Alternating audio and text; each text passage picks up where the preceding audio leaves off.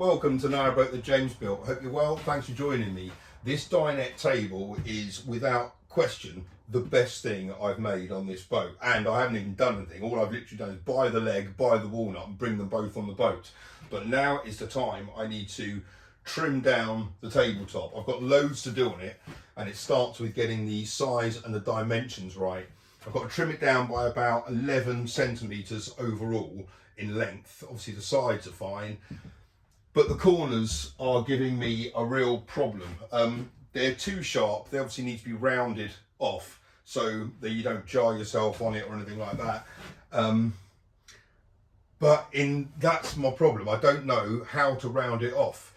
With a 90-degree square edge there, that kind of looks nice. Obviously, if it wasn't going to be an injury area, it would remain. But if I'm going to round that off, I don't know what happens to that sloping angle there of the live edge. I think I'm going to have to kind of mimic that going across there. So instead of being a 90, it's about maybe, I don't know, 70 or 20, whatever it is. Anyway, and then kind of bring it up a little bit. But I'm really not sure. But I need to get cracking on it, because the longer this piece of timber stays in the boat unprotected and unsupported with any kind of hardware in it, it runs the risk of twisting. So I need to get this done kind of ASAP now. I've got a couple of test cut pieces which I might play around with, the offcuts which I might play around with before I start hacking up this. But yeah, that's the plan. Take the corners off this and get it ready for hardware. Right, this is my quandary. So if I was to take that kind of radius off there, off the top, so kind of off the bottom edge of that, so it kind of marries up. If I was to cut vertically, obviously it'd be fine there, it'd marry up there, but then the bit where it joins this is going to look peculiar. I mean, at the moment that's the kind of angle, and obviously it's sharp as heck. So if I round it off, I'm going to kind of have to saw it on an angle, but I just cannot visualize this, and I can't get my head around it. Essentially I need to carve, ideally I'd need to carve it, don't I? Maybe with like a angle grinder and just kind of take it back, but I hate using the angle grinder. I don't trust myself to do it properly, so I'm at a bit of a loss here. I don't know quite what to do. I'm just going to have a think about it for a bit longer. So I'm going to test it on a bit of the offcut I've got. I've cleaned up this bit of live edge just to see kind of how it cleans up with the tools I've got. It comes up really nice. You can still obviously see that that's still live edge. But really the purpose of this is to work out how I'm doing these lines. So I'm thinking this edge here, instead of being 90 degrees, if that was at an angle like that, which is, I don't know what, 20 degrees or something. So that's the top. The outside edge is still there. I don't take anything off that. So it kind of lines up with that. And it slopes down from there. And then around here, it kind of slopes down. That's the bottom edge. That's the top edge. So it needs to be that kind of angle. And then hopefully feather it in. I'm going to give that a go. I just have to saw on an angle with the pull saw, I think. I don't think my jigsaw is going to get through all of this.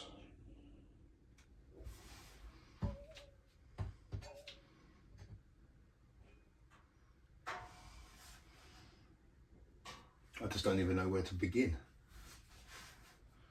It's kind of got to go around like that. Like that.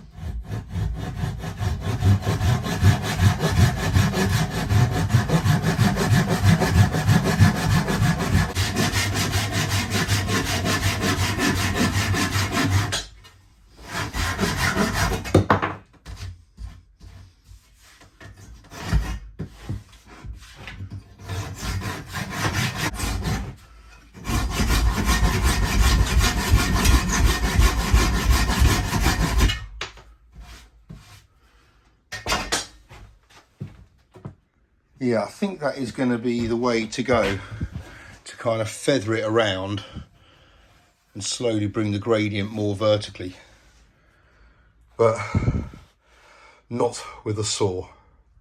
I've now positioned my piece upside down with the track saw on it, and now I'm going to take a 20-degree cut off that.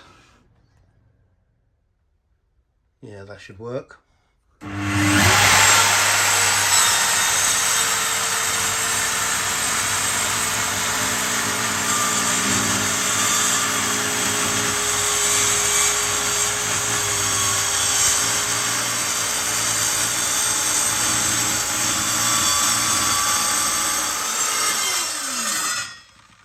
I've turned it back round now, and it hasn't taken that much off. That was 10 degrees, I think I did that on. Yeah, 10. So I think 20 is probably the right amount, but I think it's going to be lovely to see that end grain in there. So I'm hoping that it's going to kind of work all right. I've attacked that a little bit with the angle grinder, but obviously I've got a lot to take off. So I thought if I get the circular on it and take off some of that meat, but yeah, it wasn't that much that came off it. So maybe another 10 degrees should be about right. Okay, 20 degrees. Take 2.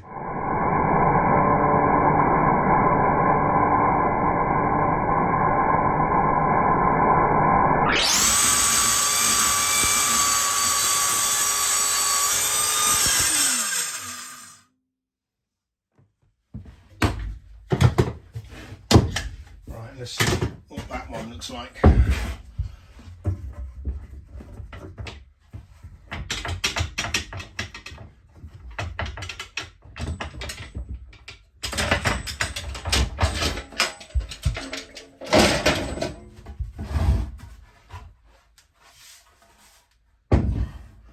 Well, I hit the line, that's good.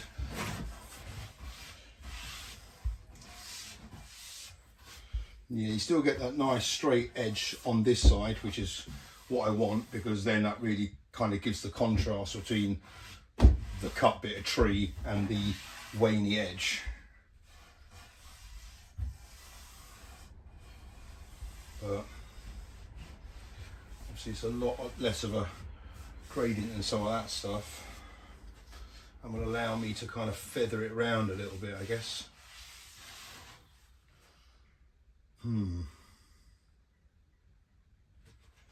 Right, I might get the angle grinder out and see if I can get that looking a bit better.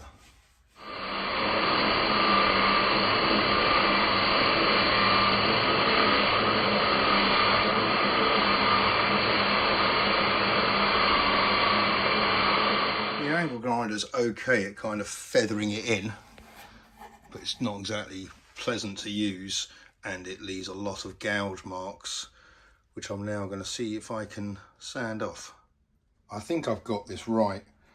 I quite like the fact that it will match both the sides if I taper it in. I quite like the look of that and the feel of it. Obviously I need to do it better than what I've done it on this one, but I think that's going to work. It doesn't look perfect because obviously it's live edge, so I guess, oh, that's a bit bumpy, isn't it? But as long as the curve's gone, that's all that. So as long as the corner's gone, that's all that really matters. I'm trying to work out if it even matters if that's all a bit like not perfectly rounded. I quite like the fact that it's not. If I can get that end grain good, that'd be quite visible, kind of elevate it a little bit. Right, so now it's time for me to trim the ends, both with a 20-degree angle on them. So I've got to turn the board over because obviously the angle, this is the way the board's going to be sitting. So I want it to come up like that so it marries up with that. Then I can sort out the corners. this is the bottom side, so it's going to cut in that way, which means, yeah, the top will be angled in the right way. Right, here we go. Right. Oh, this is bad. If I get this wrong.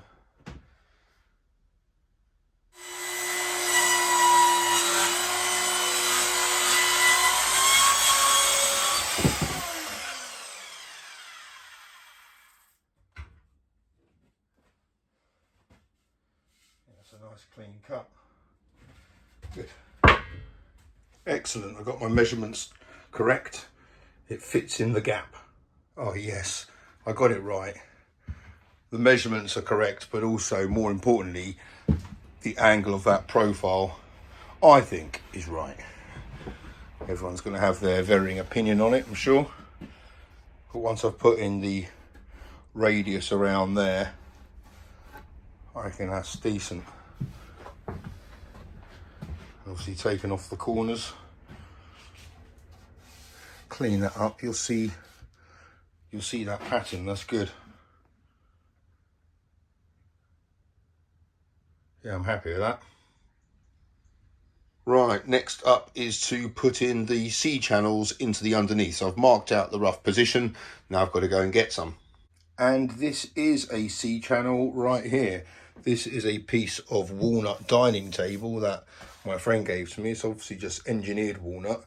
But this is a C channel. It's a piece of steel bent in the shape of a C profile. And the idea is you route out a bit of the timber, put that in it, and the idea is it keeps it flat. It kind of, as Cam from Blacktail Studios says, it negotiates with the timber to keep it nice and flat. So that's the idea. I'm going to take that one out, cut it to size, and then go about working out where it's placed. I've already taken this one out, and that's how I'm going to put it in, a little bit like that. So route out the channel for it to sit in nice and flush. That's the C channel. There's a line I've got to cut. Back to the trusty angle grinder. Happy days.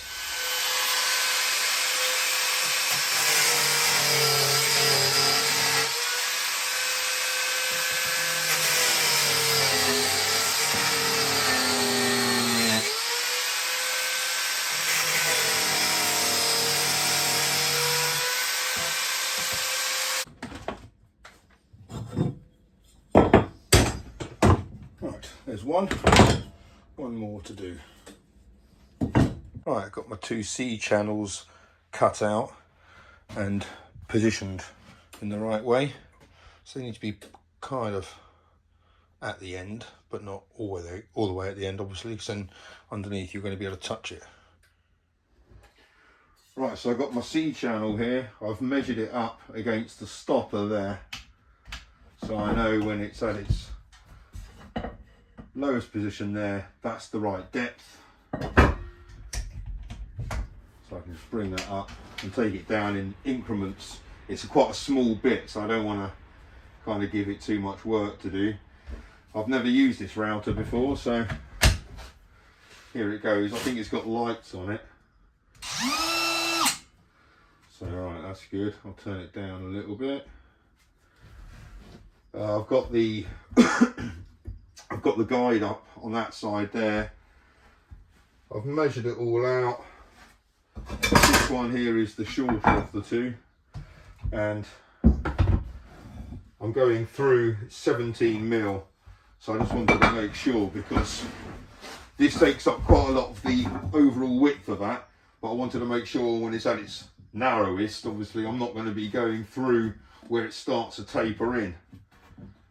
But yeah, that's fine. Right, I'm going to do the furthest line first.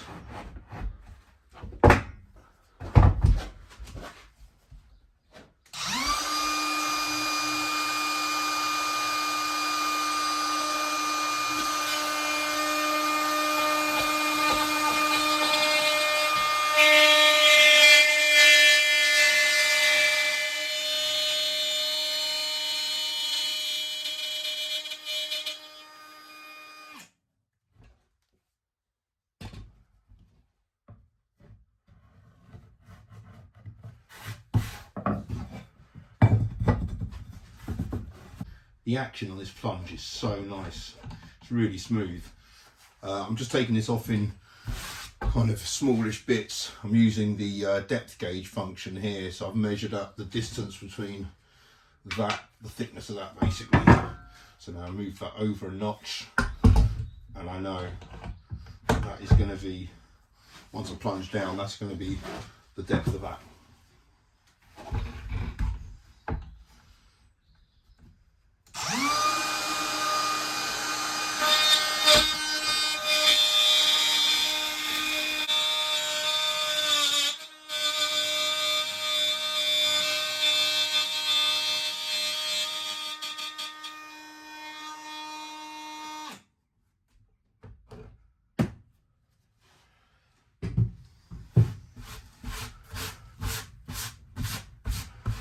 Right, I think that's going to be the right.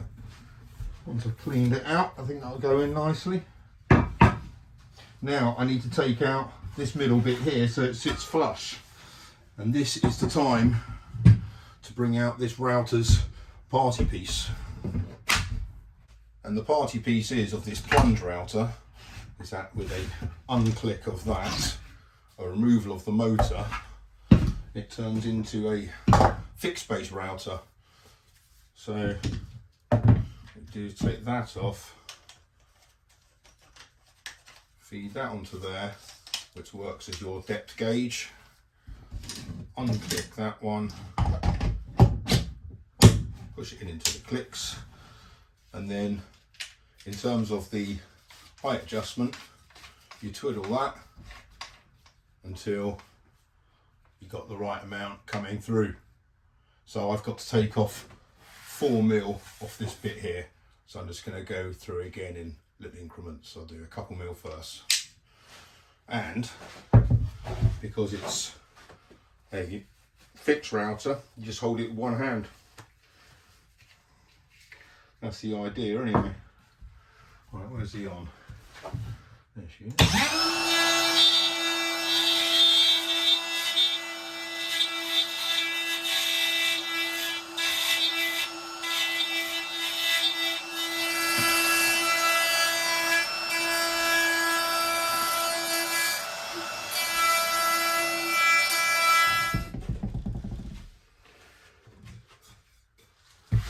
Well, that went all right. Took a bit of a time, but it's in. That goes nicely, nice and flush. That is.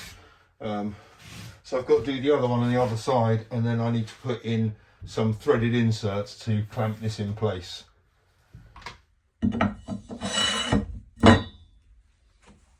Happy days. To attach these C channels in place, I'm using some threaded inserts. I'm just using a scrap piece of the walnut just to kind of work out the best way of getting these in. Right, just lubricated the hole with a bit of Type Bond before I go in with the threaded insert. The 3 threaded inserts are in place. I can go in with the C channel and then bolt it down. And the advice I've been given is to bolt that one nice and tight, and then these ones a little bit less tight, so it's good, so it allows for a little bit of movement. Well, I'm well happy with that. For the first C channel I've ever done, that went in absolutely perfectly. Nice and flush.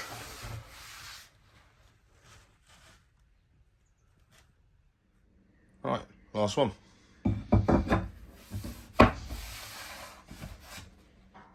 Lovely.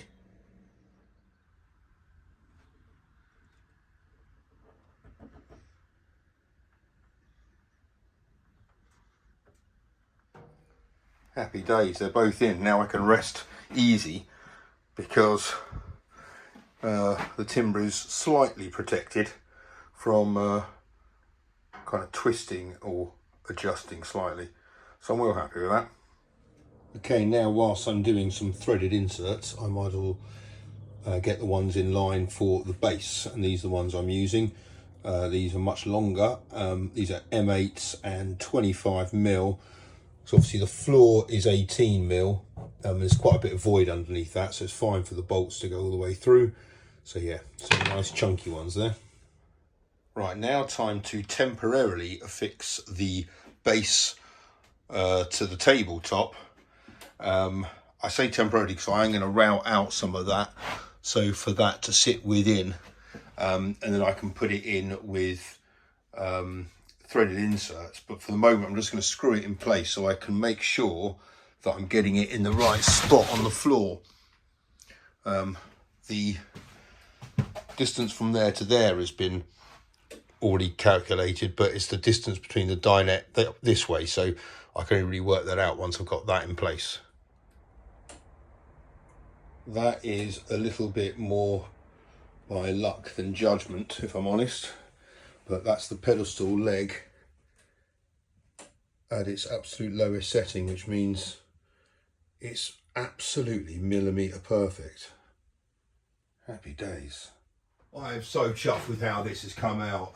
The only thing that I haven't done, I haven't weighed it yet, so I'm not sure the load capacity of that Vitus pedestal leg is 23 kilos, so those C channels actually weighed a fair bit as well, and I only took out a smallish amount of timber, so I've got to lop off the corners still, which is going to take a bit of weight off, so I've got to get myself some kind of normal scales, not the ones I use for the resin, to weigh this. But I'm really chuffed with that profile at 20 degrees there. I think that's good. It's much better than at 90. It's more comfortable. I think also it shows off the grain. It makes that a bit more visible, certainly when you're standing up. Also, this is about 45 degrees roughly, so I think that's kind of at 20. It kind of splits it down the middle, so it's not quite as severe as 45. I don't think that would look right if it was the same, if it tried to really mimic that. So I think I've got that right. That is just, yeah, I'm chuffed. I've still got to round the corners off, and on that I'm thinking the one on this side to be rounded more generously than the one on that side, because obviously you'll be kind of sitting there and dining. The reason for this is to kind of take off quite a bit of that chunk, and then feather that in like I did on that test piece, which, yeah, I think worked quite well. It's kind of just really hard to get my head around it, to kind of visualise it. I tried drawing it out, but that didn't really work. So yeah, the only way of doing it is by doing it, really. So, but in terms of my first bit of live edge, and then putting the C channels in and routing it out and getting it to this stage, I'm chuffed. And I've done all of this without using one Festool tool, which I must be the only person on YouTube dealing with live edge, certainly Walnut, not using Festool. So I'm showing that it can be done, although that track saw was kind of at its limit, I would say, with this thing. Had to take it nice and slow. The only bit of the live edge I need to kind of deal with now, I've got to kind of sand it all back. I'm going to play around a bit more with this piece in terms of the live edge. What was that going to make it sink? Right, okay. And work out what the best kind of how far I should take it, because I want it to still feel like live edge and look like live edge, and obviously the shape is going to be a bit like that, but I don't want to take it too far that you lose some of the character from it. So I'm going to play around with this piece a bit more, and then one day I can work out what to do with these two chunks of walnut, because the whole piece was 500, and I guess, well, I'm definitely using the best part of it, but it's still a couple hundred quid's worth of walnut down there. So maybe the surround for the bathroom sink, I don't know, haven't got that far yet. But yeah, this is great. So tomorrow, fix the base in, do the corners, and maybe, oh yeah, and then start to sand it. I haven't even touched that part yet. I can't wait to do that. Anyway, I'll see you then. Thanks for watching. Take care. Bye bye.